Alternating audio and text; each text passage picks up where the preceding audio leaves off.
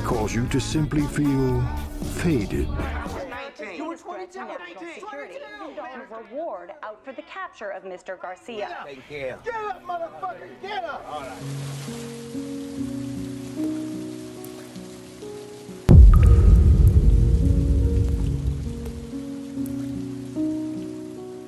Jadi gini, kalau hidup lagi capek-capeknya, mungkin itu adalah cara Tuhan untuk mengujimu.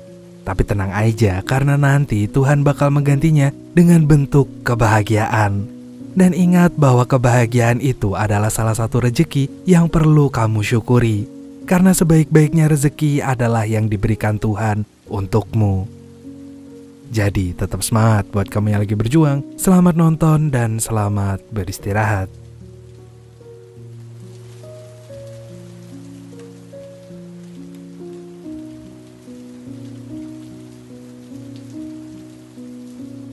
Tiga bocil ini adalah sahabat sejati. Bocil ini namanya Christopher, dan kita akan panggil dia dengan nama Chris. Yang ini namanya Kurt, dan yang satu lagi namanya Vincent. Mereka ini sering banget menghabiskan waktu dan melakukan keisengan bersama-sama. Tapi gara-gara itulah mereka punya rasa saling memiliki dan mengasihi satu sama lain.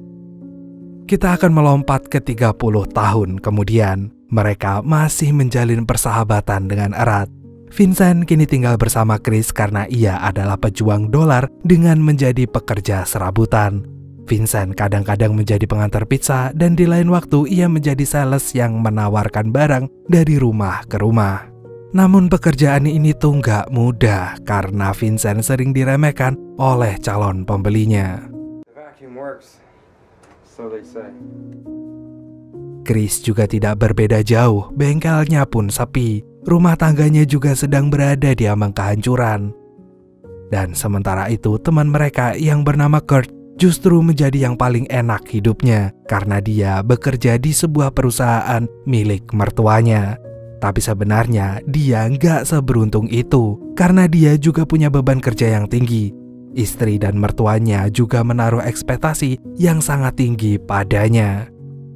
Hingga ia pun menjadi semakin stres berat dan malah masuk rumah sakit.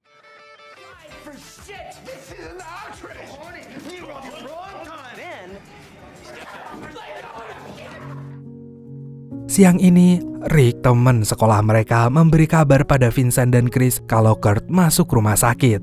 Jadi mereka langsung pergi ke rumah sakit. Dan pada saat berada di sana, mereka bertemu dengan teman sekolah mereka yang dulu pernah dibully karena bukan jajaran anak populer. Tapi sekarang anak itu telah jadi dokter, dan dia sekarang menyindir Vincent dan juga Chris yang kini tidak menjadi apa-apa. Dan ketika Chris sedang berdebat dengan dokter tersebut, Vincent melihat berita di televisi kalau Gedung Putih sedang mengadakan pemburuan kartel narkoboy dengan hadiah yang sangat menggiurkan. Vincent pun kemudian jadi punya ide untuk memecahkan masalah kemiskinannya. Dan beberapa saat kemudian Vincent dan Chris pun menjenguk Kurt yang masih belum siuman. Di sana mereka bertemu dengan istrinya Kurt yang mengancam perceraian pada suaminya yang gak kunjung sadar. Chris pun marah dan menganggap istri Kurt ini sangat gak punya empati. Hingga akhirnya istri Kurt juga balik marah dan meninggalkan mereka semua. Ketika tinggal mereka bertiga di kamar, Vincent pun berkata kalau hidup mereka terlalu berat. Maka ia pun langsung ngajakin teman-temannya untuk berlibur ke Kolombia. Jadi keesokannya mereka pun langsung ke bandara dan memesan tiket kelas 1 menggunakan kartu kreditnya Kurt. Chris pun merasa senang-senang aja karena liburan ini gratis, meskipun ia heran kenapa rencananya begitu mendadak. Dan saat berada di pesawat, Vincent akhirnya mengatakan niatnya yang sebenarnya, bahwa ia ingin menangkap Juan Garcia, seorang kartel narkoba yang jadi buronan Gedung Putih. Otomatis Chris begitu kaget karena Garcia bukan orang sembarangan. Tapi Vincent bilang hadiahnya adalah 25 juta dolar atau sekitar 400 miliar rupiah. Dan otomatis mereka bakal bisa kaya mendadak. Akan tetapi menurut Chris hadiah itu tidak akan sebanding dengan nyawa mereka yang akan menjadi taruhannya. Lalu daripada Chris terlalu banyak bicara, akhirnya Vincent pun memberikan kue kering untuk sahabatnya itu. Dan ternyata kue itu mengandung narkoboy yang membuat mereka langsung teler. May cause you to simply feel faded.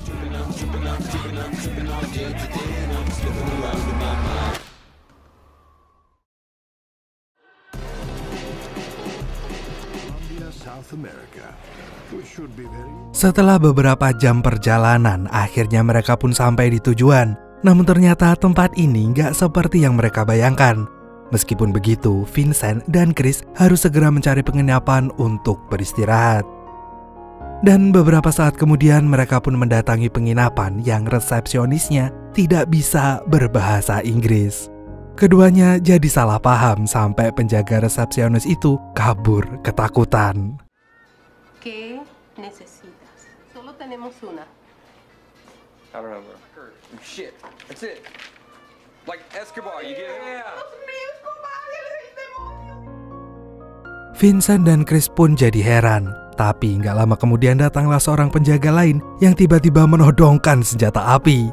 Untungnya dia bisa berbahasa Inggris sehingga tahu kalau Vincent dan Chris cuma mau menginap.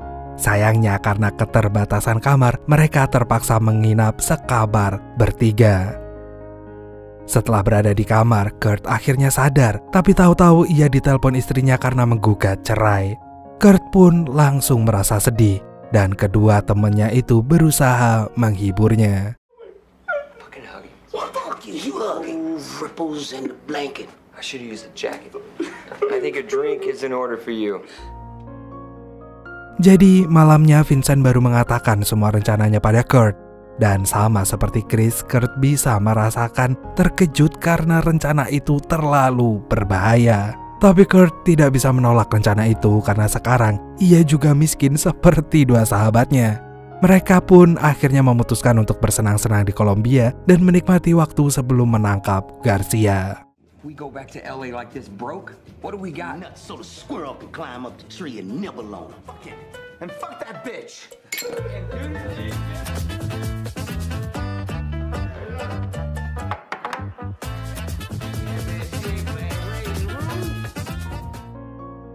Semakin malam, Kurt semakin teler. Ketika dia nggak sadar, Kurt pun mempromosikan serbuk magic bagikan tukang obat sehingga membuat banyak orang langsung tertarik. Dan gak jauh dari sana, seseorang ternyata mengamati Kurt sejak tadi.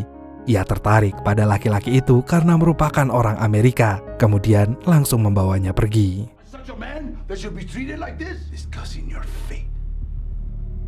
I'm really sorry. Sementara itu, Vincent dan Chris yang berada di luar bar baru menyadari kalau temennya itu hilang diculik. Jadi mereka pun segera melaporkannya ke polisi. Ternyata Kurt malah dibawa ke rumah Tuan Juan Garcia, orang yang selama ini dicari-cari oleh Vincent. Jadi untuk mengatasi rasa takutnya, Kurt ini sangat berhati-hati supaya nggak salah bicara. Ia kemudian mengaku ingin mendapatkan pasokan narkoboy karena media Amerika memberitakan Garcia sebagai kartel narkoboy terhebat yang pernah ada. Cerita Kurt ini pun membuat Garcia merasa bangga karena bisnisnya dikatakan sukses. Maka Kurt pun kemudian diizinkan untuk tinggal di rumah Garcia. Meskipun orang kepercayaan Garcia yang bernama Diego itu terus-terusan mencurigai Kurt. Sementara itu, keesokan paginya Vincent dan Chris ditemukan di kantor polisi. Mereka ketiduran di sana setelah melaporkan penculikan Kurt. Tapi karena tidak dapat tanggapan, mereka pun berdua terpaksa menginap di sana sampai pagi. Akan tetapi laporan itu ternyata percuma. Komandannya sendiri justru malah marah-marah lalu mengusir Vincent dan juga Chris. Ia malah mengancamnya dengan senjata api jika keduanya nggak segera pergi. Sitting in the seat of a plane and not a wooden box. You know, it's kind of like Tourette's. Motherfucker! You know, so... Akhirnya Vincent dan Chris pun keluar dari kantor polisi dengan sangat kecewa. Namun gak lama kemudian seorang polisi bernama Carlos memberikan banyak informasi mengenai penculikan itu. Ia sendiri gak tahan berada di bawah kekuasaan rezim Garcia selama 30 tahun. Tapi dia juga nggak bisa berbuat apa-apa karena di kantor polisi itu sama aja Garcia punya mata-mata di sana. Maka Carlos pun meminta tolong pada Vincent dan Chris untuk mengalahkan Garcia. Ia juga memberikan informasi mengenai orang yang diharapkan bisa membantu mereka melawan Garcia yang bernama John. Jadi setelah mendapatkan informasi ini, Chris dan Vincent pun langsung mencari John. Dan ternyata dia adalah orang yang sangat sulit ditemui. Tapi karena Vincent dan Chris mengaku sebagai orang Amerika, maka John pun baru membukakan pintu untuk mereka berdua. Ternyata John ini dulunya adalah militer yang berhasil menangkap gembong narkoboy di masa lalu. Hal itu sangat gak mudah. Jadi ketika dapat menyelesaikan misi itu, ia mendapat banyak penghargaan. Sekarang John menanyakan motivasi Vincent untuk menyelamatkan temannya itu atau mengalahkan Garcia karena keduanya sama-sama berat. Tapi pada titik ini Vincent memutuskan untuk melakukan apapun yang bisa ia lakukan. Sehingga John pun langsung bersedia melatihnya. Your friend back, or do you want to take down the cartel?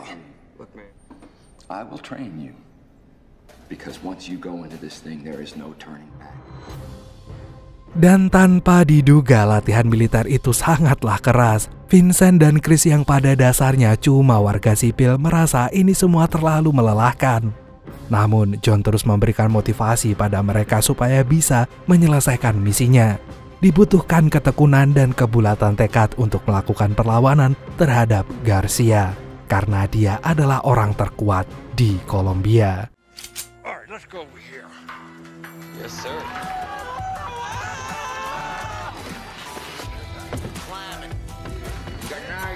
Niger runs right across the same line. Hey, that's right in there. No, right. Look at the first place.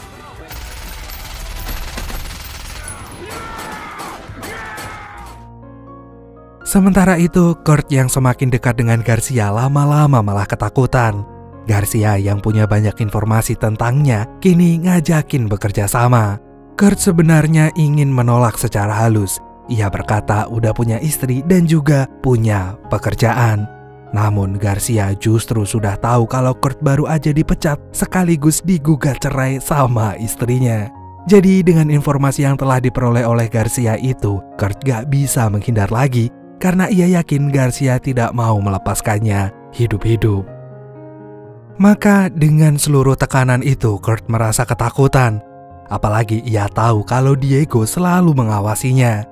Akan tetapi Kurt di sana menemukan anak perempuan Garcia yang bernama Maria, yang ternyata justru tertarik kepadanya. I will send for Maria. Malamnya mereka pun malah dinner dan saling berkenalan. Ternyata Maria adalah lulusan sekolah di New York sehingga bahasa Inggrisnya sangat lancar. Akhirnya inilah kesempatan Kurt untuk mengutarakan keresahannya tentang tindakan Garcia yang berbuat seenaknya terhadap orang-orang. Namun Maria tampaknya tidak meresahkan hal tersebut dan menganggapnya sebagai sesuatu yang udah lumrah. Ia yakin ayahnya punya alasan untuk melakukan itu. Keesokan harinya hubungan Kurt dan Maria semakin dekat dan itu membuat Diego semakin waspada. Ia pun memberi peringatan kepada Kurt bahwa ia tidak boleh macam-macam. Karena sekarang Diego sudah tahu kalau Kurt ini punya 2 teman Amerika yang berada di Kolombia yang sedang mencarinya. Kurt tadinya tidak ingin mengaku kalau 2 orang itu adalah temannya. Tapi karena Diego terus mengancamnya, Kurt pun memohon supaya Diego tidak melukai Vincent dan juga Chris. We're your friends at the policia station. Just let me talk to them and I'll keep them quiet. What the hell is wrong with you people? It's killing all you know. Kill you.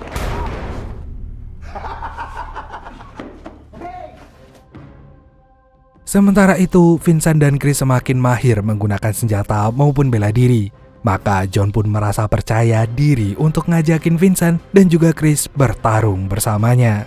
Jadi hari ini ia memutuskan untuk menjalankan misi mereka menangkap Garcia. Sayangnya ketika John ingin mengabdikan momen bersejarah ini, ia malah ketiban sial. Jir lah, fuck kata gue teh.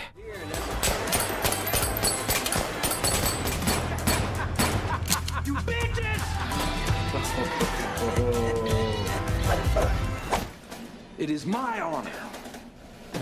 We need to rescue our friend. I just have to say one thing. There's only one thing you need to know. Never. Man, this shit is fucked up. We ain't cut. Vincent dan Chris merasa sangat sedih. John adalah orang yang sangat berharga bagi mereka. Ia nggak nyangka kalau John malah pergi secepat itu. Akan tetapi, misi adalah misi. Vincent dan juga Chris pun harus melanjutkan tugas awal mereka untuk menyelamatkan Kurt, sahabat mereka. Sementara itu, di lain tempat Garcia terlibat negosiasi dengan koleganya dari Meksiko yang bernama Santos. Sayangnya negosiasi itu gak berjalan lancar. Dua-duanya tidak bersepakat sehingga orang Meksiko ini pun pergi dan diam-diam merencanakan sebuah penyerangan dengan anak buahnya. Kurt yang tadi ikut berdiskusi dengan Garcia dan juga Santos langsung jadi khawatir. Ia pun lantas melaporkannya pada Maria. Namun lagi-lagi Maria menganggap itu adalah hal yang biasa sehingga Kurt gak perlu panik. Sampai lama-lama Maria malah curiga kalau Kurt ini tidak benar-benar mencintainya. Dan itu membuat nyali Kurt langsung menciut. Ia sadar kalau anak Garcia ini juga punya hati seperti sang ayah. Maka Kurt pun akhirnya berusaha menghindari Maria sebisa mungkin walaupun tidak menunjukkannya secara terang-terangan. You are safe here. Let's go horseback riding. I'm going to kill him, aren't I? Dan ternyata informasi pertikaian Garcia dengan Santos itu telah sampai di telinga tentara Kolombia. Sekarang Santos diam-diam tengah merencanakan penyerangan ke rumah Garcia. Sementara itu nggak jauh dari sana, Vincent dan juga Chris juga sedang menuju rumah Garcia. Mereka mengenakan persenjataan lengkap dan mengintai rumah Garcia.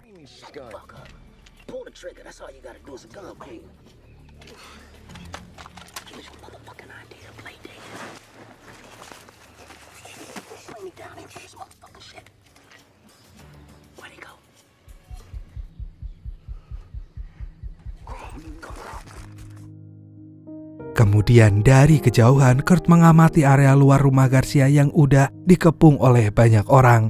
Tapi di situ ia menemukan dua temannya yang sedang menuju ke arahnya. Kurt pun merasa senang sekaligus terharu karena temannya rela datang ke sini demi nyelamatin dia. Kurt kemudian melaporkan hal ini pada Maria yang ternyata udah berseragam lengkap dan siap untuk bertarung. Di sini Kurt menyadari kalau Maria ini ternyata ingin menyerangnya.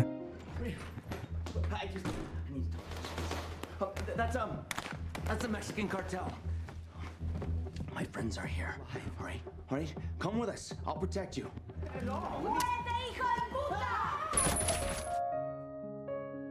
Kurt kemudian kabur dan ia berhasil bertemu dengan teman-temannya. Kurt pun berlari ketakutan yang langsung dilindungi oleh Chris dan Vincent. Maka untuk mengalahkan Maria, Chris pun langsung melemparkan granatnya kepada Maria.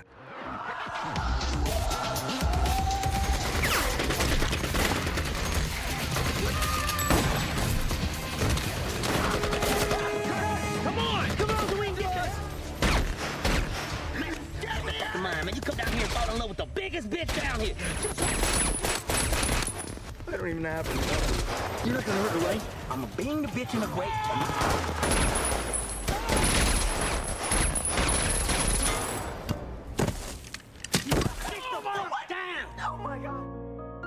Tadinya mereka berniat langsung kabur, tapi Kurt memberitahu dua temannya itu kalau Garcia baru aja keluar rumah. Akhirnya mereka ingat pada misi pertamanya untuk mengalahkan kartel narkoba itu. Jadi mumpung sedang berada di sini, mereka berusaha melumpuhkan Garcia yang ternyata itu hal yang sangat mudah.